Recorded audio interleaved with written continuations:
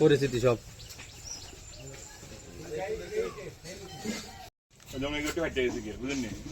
সব পানির বাড়ি এই যেমনি পানিতে কিরম বাড়ি।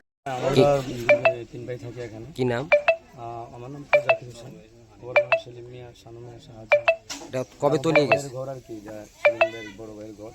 এটা আমাদের বাথরুম, এই কল, জল খাওয়ার কল ছিল। এবং নদীর যখন জল বেশি ছিল, বন্যা প্রভাবিত হয়েছিলাম, আমরা তখন শিবিরে সবাই চলে গিয়েছিলাম।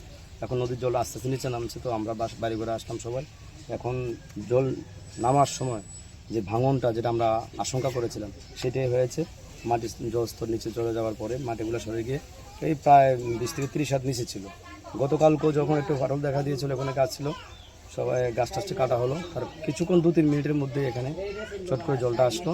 এসে কালকে আমাদের দুর্গাপুরের এবং সুনামগড়ের সার্টিফিকেট সমস্ত যুবক ভাইয়েরা, বিভিন্ন সার্টিফিকেট সংগঠনের তারা এসে বস্তা টস্তা দিয়ে কোনো রকম সেটাকে ভাঙানোর চেষ্টা করেছে।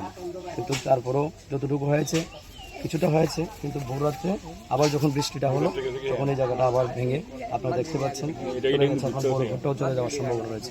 তো আমরা সরকারের কাছে আবেদন রাখবো, কথা হচ্ছে প্রশাসনিক লেভেল বা উদ্যোগে, আবেদন রাখবো যুদ্ধকালীন পরিস্থিতিতে যতটুকু করা সম্ভব, যতটুকু সম্ভব করা যায়, আপাতত যাতে বাড়ি ঘরগুলোকে রক্ষা করা হয়। তা না হলে এখানে যে 35 পরিবার আমরা আছি, আমরা এফেক্টেড।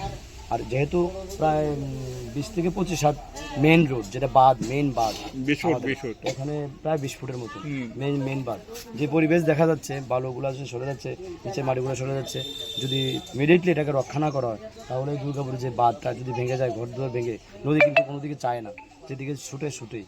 তো যদি এখানে মানে বাঁধরা আপাতত যদি কিছুটা রিলিফ দেওয়া যায়, তাহলে আমাদের এই পরিবারগুলো আপাতত 15-20 পরিবার যারা আছেন, আমরা বেঁচে যাব এবং গ্রামটাও বেঁচে যাবে আর কি।